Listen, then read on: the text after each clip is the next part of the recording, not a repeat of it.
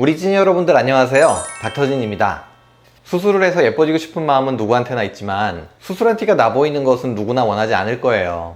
요즘에는 뭐 화장이나 코디도 꾸, 안, 꾸가 대세잖아요. 그런 것처럼 수술도 수, 안, 수가 대세인 것 같아요. 가끔은 아이 좀 티나면 어때? 그래도 기왕 돈 들여서 수술하는 거 좀 화끈하게 변해야지, 이렇게 말씀하시는 분도 계시긴 하지만 원래 좀 보일 듯 말 듯, 한 듯 안 한 듯 이런 게 좀 신비감도 주고 호기심을 유발하잖아요. 그 중에서도 코 성형이 개취가 제일 좀 뚜렷하게 반영되는 수술인 것 같아요.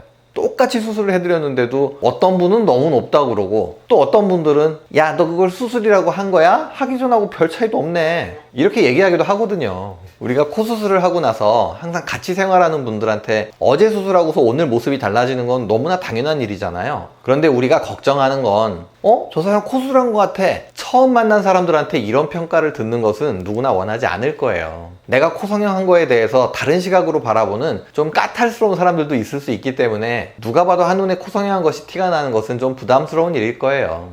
그래서 오늘은 코 성형을 하고서 들통이 나는 4가지 이유들에 대해서 한번 말씀을 드려볼게요. 들통난다고 하니까 뭔가 잘못한 걸 들킨 것 같은 느낌이긴 하지만 이거 그냥 재밌자고 한 얘기고요. 코 성형한 게 티가 나는 4가지 이유라고 생각하시면 돼요. 오늘도 영상 보시기 전에 구독, 좋아요, 알림 설정 부탁드립니다. 코 성형이 들통나는 첫 번째 이유는 실리콘 같은 이런 보형물이 비쳐 보이거나 만져지는 경우에요. 보통 우리가 분필코 이렇게 얘기하잖아요. 콧대에 실리콘이나 보형물 한 것이 너무 표가 나서 드러나 보이는 그런 경우죠. 이건 반드시 실리콘 뿐만이 아니라 늑연골이 됐던 뭐가 됐든 약간 단단한 보형물을 재료로 사용하는 경우에는 어떤 경우에나 있을 수 있어요. 그리고 좀 피부가 얇은 분일수록 잘 나타날 수 있고요. 또 피부 여유분에 비해서 보형물을 너무 높게 만들었거나 하는 경우에도 이런 문제들이 생길 수 있죠. 코 성형이 들통나는 두 번째 이유는 코 밑에 수술 자국이에요. 제가 예전에 어떤 사극을 보고 있었는데요. 그 극 중에서 중전마마가 몸이 아파서 이렇게 누워있는 장면이었는데 조선시대 중전마마 여기 코 밑에 이렇게 개방형 코 수술한 자국이 보이더라고요. 그걸 이렇게 보고 있는데 도대체 제가 왜 이렇게 막 민망한 건지, 코 모양이 아무리 예쁘게 잘 된다 하더라도 요 코 밑에 있는 개방형 자국이 보이는 거는 한 번쯤 생각해 봐야 될 문제인 것 같아요. 주로 코끝 성형을 할 때 정밀하게 수술하기 위해서 좀 시야를 잘 확보하려고 개방형 수술을 많이 했었는데요. 요즘에는 굳이 개방형을 하지 않아도 양쪽 콧구멍 절개를 통해서 코끝을 노출시키면 꼭 개방형을 한 것과 똑같은 시야를 확보할 수가 있거든요. 그래서 코끝 성형을 하더라도 굳이 개방형을 하지 않고 모든 수술이 다 가능해요. 그래서 닥터진 같은 경우는 정말 재수술을 너무너무 여러 번 해서 정상적인 코의 해부학적 구조가 유지되지 않는, 그래서 어떤 예측이 불가능한 그런 어려운 경우가 아니면 처음 수술하시는 분들의 경우에는 절대로 이 개방형으로 수술하지 않아요. 양쪽 코 한 절개만으로도 거의 모든 수술이 다 가능하기 때문이에요. 코 성형한 것이 들통나는 세 번째 이유는 코끝이 안 움직여지는 경우예요. 코 성형에서 제일 중요한 것은 바로 코끝 성형인데요. 이 코끝 성형을 하는 방법도 굉장히 여러 가지 방법들이 있어요. 이 코끝 성형 방법에 대한 것은 다음에 제가 다른 영상에서 또 자세하게 한번 말씀드릴게요. 코끝 성형의 방법 중에서 비중격 연장술이라고 하는 방법이 있는데, 원래 이 수술은 코 피부에 여유분이 많지 않고 코가 많이 짧고 들려있는 그런 분들을 위해서 개발된 방법인데요. 요새는 이 수술을 그냥 루틴으로 기본적인 수술로 하는 병원들이 좀 많아진 것 같아요. 닥터진 생각으로는 모든 사람이 다 이 방법으로 수술을 할 필요가 있다고 생각하지는 않거든요. 근데 워낙 이 수술 방법이 코끝을 많이 높일 수 있고 또 드라마틱한 모양을 만드는 데 도움이 되기 때문에 많은 병원들이 이 수술 방법을 좀 많이 사용하는 것 같아요. 그러다 보니까 수술 후에 코끝이 움직여지지 않는 분들이 굉장히 많아졌죠. 이 비중격 연장술을 하게 되면 돼지코가 아예 안 되거든요.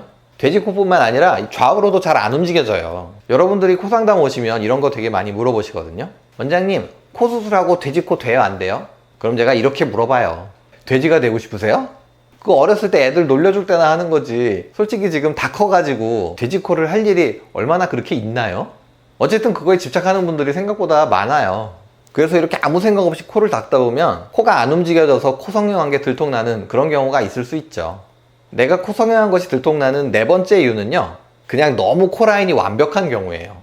솔직히 우리나라 사람들은 자연적으로 이 코의 라인이 아주 기가 막히게 완벽하게 태어난 분은 그렇게 많지 않아요. 한가인 같은 분, 민효린 같은 분, 이런 분들 외에는 우리나라 사람들의 코 모양은 대부분 평범하거든요.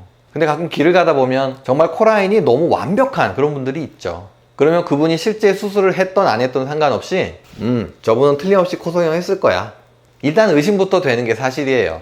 어떻게 보면 선천적으로 그런 코를 갖고 태어나신 분은 좀 억울한 일이지만 확률상 이렇게 완벽한 코라인을 갖고 계신 분은 그렇게 많지 않거든요. 그래서 어떻게 보면 너무 완벽한 그런 코라인으로 수술을 하는 것은 오히려 수술한 티가 더 많이 나 보일 수 있어요. 그런데 요즘에는 트렌드도 좀 바뀌었어요. 그래서 꼭 이 만화 주인공 같은 코라인보다는 나의 단점을 커버하고 장점을 극대화할 수 있는 그런 모양으로 디자인을 원하시는 분들이 점점 좀 많아져가는 추세예요. 이거 굉장히 좀 바람직한 변화라고 생각하고 있어요. 내가 코 성형한 것이 들통나는 4가지 이유 재밌게 보셨나요? 돈 들이고 힘들게 고생해서 수술했는데 그래도 티가 좀 나더라도 확실한 모양을 하고 싶다, 이런 생각도 잘못된 건 아니에요.